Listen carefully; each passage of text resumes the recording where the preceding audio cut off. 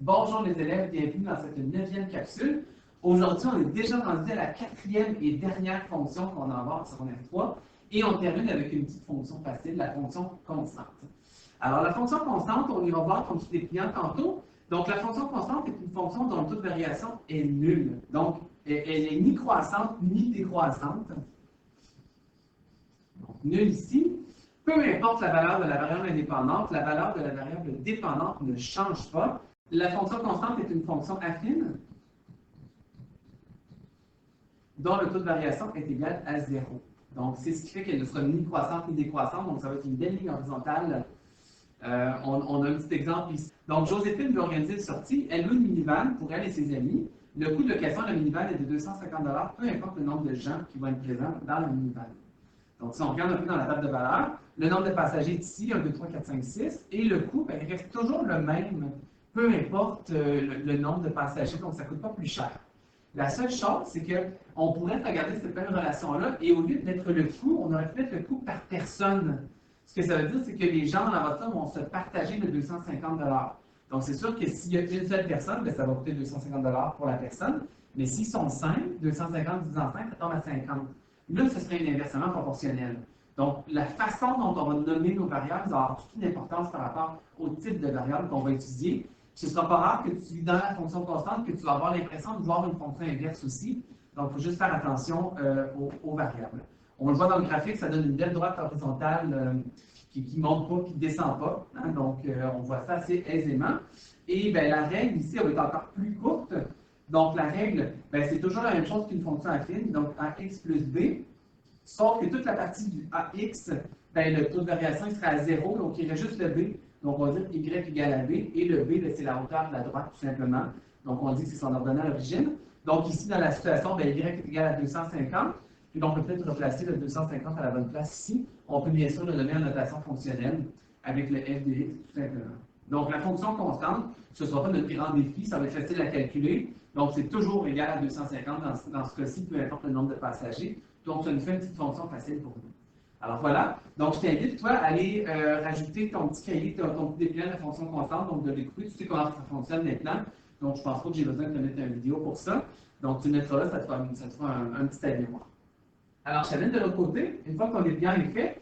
Donc, notre objectif ici maintenant, ben, on ne va pas s'éterniser sur la fonction constante parce que tu l'as dit, elle est un peu plus facile, mais ça va plus être de reconnaître une fonction si on présente une situation, une table de valeur.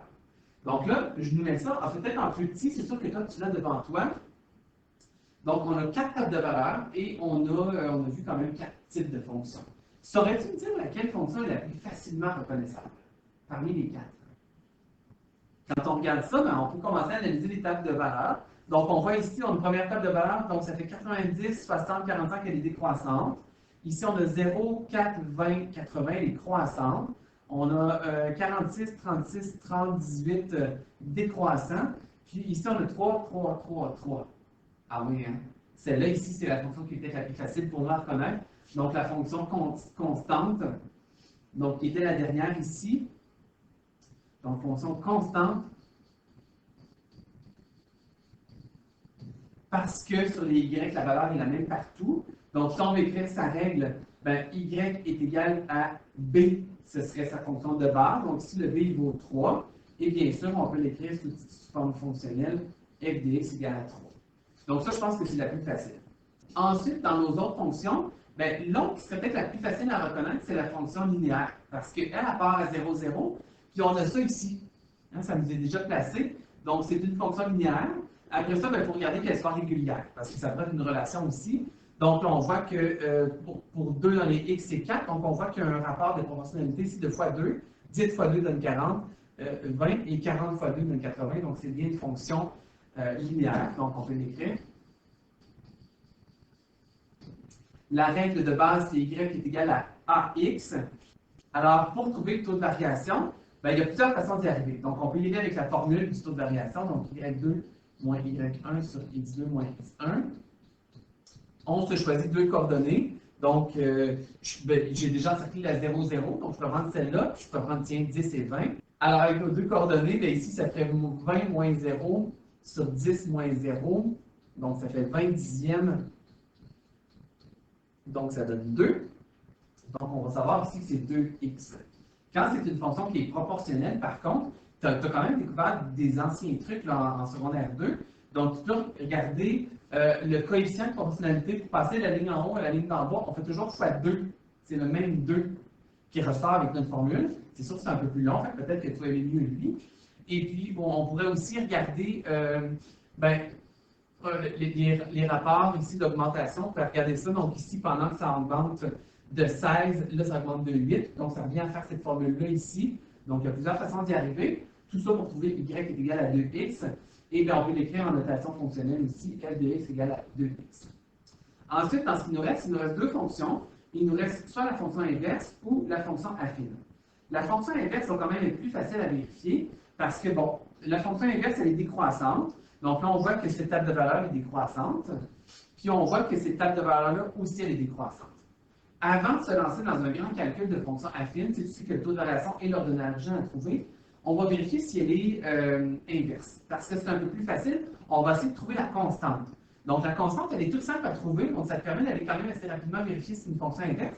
Si ici c'est une fonction inverse, ça veut dire qu'à chaque fois que je multiplie un x avec un y, donc une colonne, ça donne toujours le même nombre. Donc 10 fois 45, 450, il faudrait que ça me donne 450 partout. Fait que là, je regarde 20 fois 30, ça donne 600. Donc ça veut dire qu'ici, ce n'est pas une fonction inverse. Donc j'oublie ça, ça veut dire que c'est vraiment une fonction affine. Donc on va aller la calculer tantôt. Donc ici, c'est une fonction affine. On va aller voir ça. On va aller voir celle d'en haut. Celle d'en haut, est-ce que c'est une fonction inverse? Donc 2 fois 90, ça donne 180. 3 fois 60, ça donne aussi 180. 4 fois 45 donne aussi 180. Donc là, on est dans une fonction inverse. Donc fonction inverse. La règle, c'est y est égal à k sur x, le k pour une constante. Notre constante, ici, c'est le 180 qu'on vient de trouver à de multiples reprises. Comme ça. Pour aller montrer tes calculs, ben, toi, on va falloir que tu montres 12 fois pour 180. Donc, on a fait ici 2 fois 90, ça donne 180. On a fait ici 4 fois 45, qui donne aussi 180. Donc, tu peux en montrer quelques-uns. Tu n'es pas obligé de tous les montrer. Donc, c'est pas bien plus long par contre. Donc, ici, on a 3 fois 60 qui donne 180.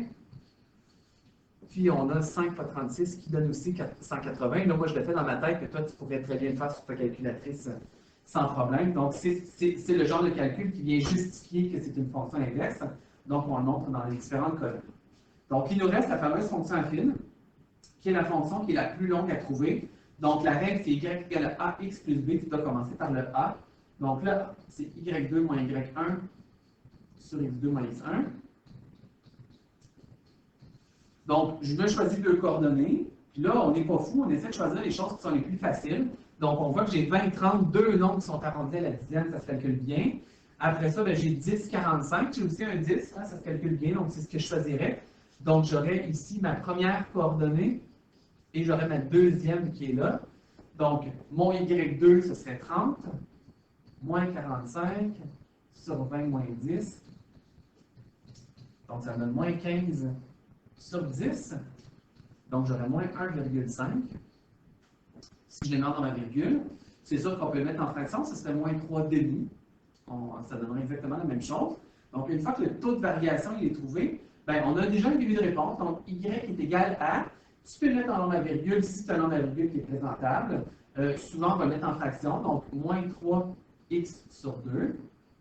Parce que moins 1,5, c'est moins 3 demi. Là, on voit le moins ici parce que notre fonction elle est décroissante. Donc, elle part de 45 dans la table de valeur puis elle diminue jusqu'à 18.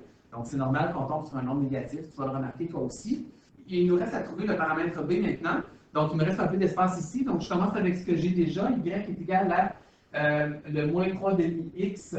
Je peux mettre dans la virgule. Des fois, je pense que tu as vu calculer avec une virgule. Donc, toi aussi, tu as le choix, les deux fonctionnent. Donc, je remplace mon y et mon x par une des coordonnées. Je vais prendre celle qui est la plus facile. Donc, je vais prendre le 20-30 parce que c'est des dizaines. Donc, ça se fait bien. Donc, je remplace le y par 30, le x par 20, plus b. Donc là, j'ai 30 à gauche. Ici, je multiplie ça, ça me donne moins 30, plus b. Et bien, j'isole mon b, donc je vais faire plus 30 des deux côtés. Donc, ça va me donner 60, qui est égal au paramètre b. Et là, on regarde dans la table de valeur si c'est logique. Donc là, on voit qu'à 10, c'était 45, puis c'est décroissant. Donc, si je vais à l'envers, c'est normal que je vais monter, donc ça va être plus haut que 45, donc j'arrive à 60, donc je reste à plus 60 ici. Donc c'est vraiment la qui me donne un calcul qui est le plus long à faire. Donc il faut trouver le paramètre A en premier et ensuite trouver le paramètre B. Donc ça veut dire que toi, dans l'ordre, je te répète ça, tu commences par vérifier si c'est une fonction constante parce qu'elle est très très facile à vérifier. Une fonction constante parce que les Y sont tous pareils. Tu vas très bien les voir dans un graphique ou dans une table de valeurs, puis la règle elle est très courte à nommer. Ensuite, dans l'ordre, ben, c'est la fonction qui est inverse qui est la plus facile à voir parce que tu as juste à multiplier des colonnes dans la table de valeurs. On pourrait multiplier des coordonnées dans le plan cartésien aussi. Donc 2 fois 90, puis tu vérifies si ça donne toujours une constante, si c'est toujours le même nombre. La règle, elle n'est pas tellement longue non plus à nommer une fois que tu as trouvé ta constante. Après ça, ben, entre linéaire et affine, ben, la linéaire est plus facile parce qu'elle commence à 0, 0. Donc, si tu as, la chance de le voir dans le graphique ou dans la table de valeurs, bien évidemment, ça te donne une longueur d'avance. La règle, c'est y égale à ax. Donc, on a juste le a à trouver. Plusieurs façons différentes de le trouver, c'est ce qu'on a vu tantôt. Et finalement, ben, quand on a une fonction affine, c'est celle qui est la plus longue à calculer, le paramètre a et le paramètre b. Donc, je te mène à la page suivante. Alors, à la page 135, maintenant, on va regarder la réciproque d'une fonction. La réciproque d'une fonction, ça va nous servir dans l'étude des fonctions éventuellement sur la 4 et 5, parce que la réciproque de certaines fonctions sont particulières. Donc, ça va être un autre indice qui nous permet de reconnaître certaines fonctions. Donc, la réciproque ici, la réciproque d'une fonction f, donc tu sais que f c'est la notation fonctionnelle, on appelle f une fonction, c'est quand on inverse les valeurs de valeurs dépendantes et indépendantes. Donc, on inverse le x et le y, et on appelle ça f moins 1. Donc, l'exposant, ici, c'est vraiment un exposant. Donc, ça s'écrit vraiment dans le haut. Et on va le voir ça dans notre prochain chapitre, au chapitre 5, qu'est-ce que ça veut dire, exposant moins 1.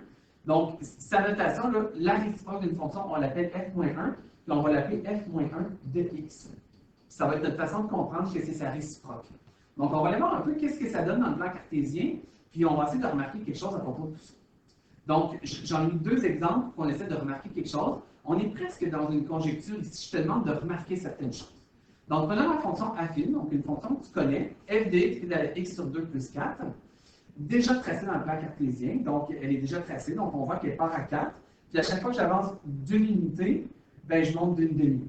Donc, de 0,5 parce que le taux de variation était 0,5, une demi. Et qui peut s'écrire, donc, y égale à x sur 2 plus 4. Donc, là, c'est la même fonction ici. Je l'ai mis en bleu pour que tu la vois bien. Et on va aller tracer sa réciproque. Donc, la réciproque, on inverse le x et le y, donc ça a déjà été fait ici. Donc, tu vois, le y est devenu x, le x est devenu y. Et là, pour la tracer, notre seule façon pour nous, c'est d'aller isoler le y. Donc là, il faut faire un petit peu d'algèbre pour commencer. Notre seule façon pour nous de dessiner une fonction, c'est de l'avoir isolée avec le y isolé. Donc, il faut travailler un peu cette équation-là. Donc, on va aller commencer par multiplier toute l'équation par 2 pour éliminer le dénominateur. Donc, on va avoir 2x qui est égal à y plus 8. Et là, si je veux isoler mon y, ben, je vais enlever le 8. Donc, je vais faire moins 8 des deux côtés. Donc, je vais avoir y à droite, qui est égal à 2x moins 8. Et rendu là, ben là, notre y est déjà isolé. Qu'il soit à droite, qu'il soit à gauche, ça veut dire la même chose. Donc, on pourrait l'écrire dans le sens de y égale à x plus 2. Donc, ça fait 2x moins 8 comme ça. Donc, c'est ça qu'on va aller tracer dans le plan cartésien. Donc, cette fonction-là part à moins 8. Donc, je vais la tracer en vert pour que tu la vois bien. Donc, mon ordonnée à l'origine, c'est moins 8 parce qu'on voit le paramètre b ici. Et finalement, le taux de variation, c'est 2. Donc, je vais en escalier. 2, c'est 2 sur 1. Donc, à chaque fois que j'avance de 1, il faut que je monte de 2. Donc, j'avance de 1, je monte de 2. J'avance de 1, je monte de 2. Je vais faire aussi loin que je suis capable.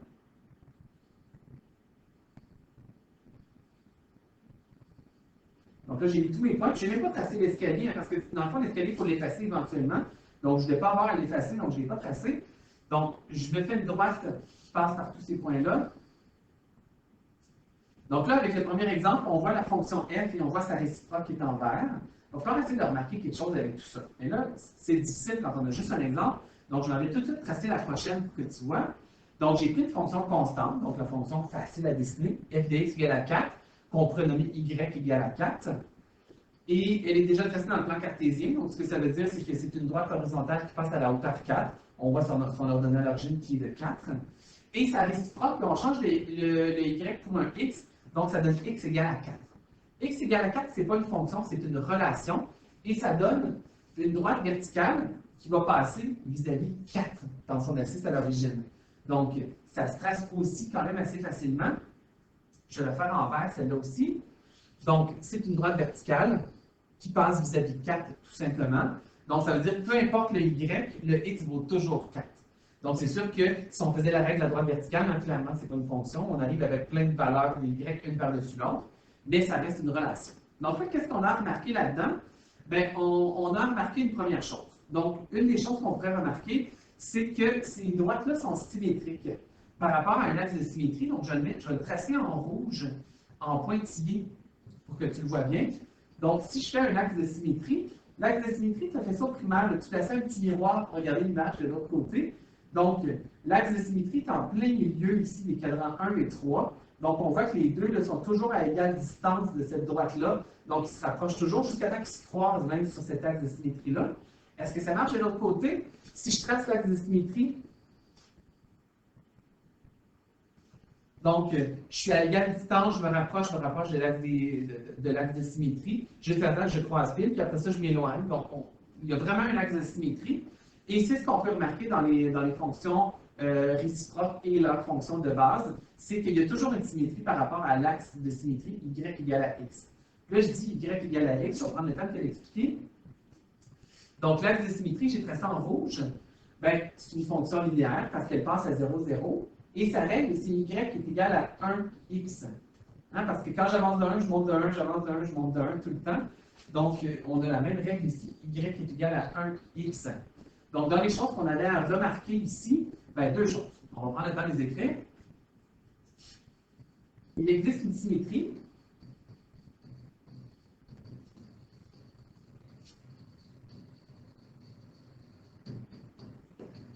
entre une réciproque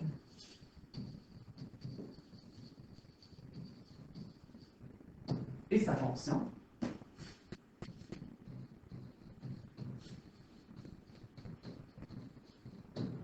On pourrait nommer aussi que leur axe de symétrie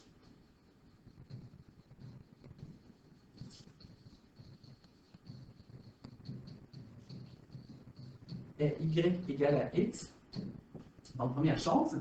Et deuxième chose à remarquer, c'est ça que je le remarque avec toi parce que je ne pense pas que c'est facile pour toi à remarquer, c'est que quand on regarde la réciproque, donc la réciproque d'une fonction infime, ici, ça a donné une autre fonction infime. Donc, elle ne passe pas par 0 puis ça donne une droite. La réciproque d'une fonction constante, est-ce que ça, c'est une fonction? Non. Donc, la réciproque d'une fonction n'est pas toujours une fonction. Donc, la réciproque d'une fonction n'est pas toujours une fonction.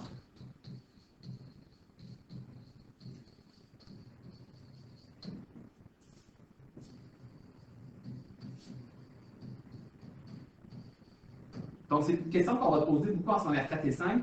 Est-ce que la réciproque est une fonction? Moi, ici, en secondaire 3, c'est la seule question que je peux te poser. Vérifie, est-ce que la réciproque est une fonction? Oui ou non, tout simplement. C'est sûr qu'on peut les tracer dans le plan cartésien, mais là, ici, on est vraiment dans une approche épithélienne vers le secondaire 4, donc on ne va pas insister sur la réciproque beaucoup en secondaire 3, mais je voulais prendre le temps de te la montrer quand même pour que tu l'aies vu, entendu avant ton quatrième secondaire. Donc, deux choses à remarquer ici. La symétrie entre une fonction et sa réciproque, qui est toujours la même symétrie, donc elle va être facile à voir une fois que tu la connais, et le fait que la réciproque n'est pas toujours une fonction, donc c'est quelque chose que tu vas explorer beaucoup en secondaire. Alors voilà, c'est ce qui m'a fait notre capsule. J'espère que ça se passe toujours bien pour toi. Tranquillement, pas vite, on achève le chapitre sur les fonctions. Continue, pose des questions si tu en as. Bonne fin de journée.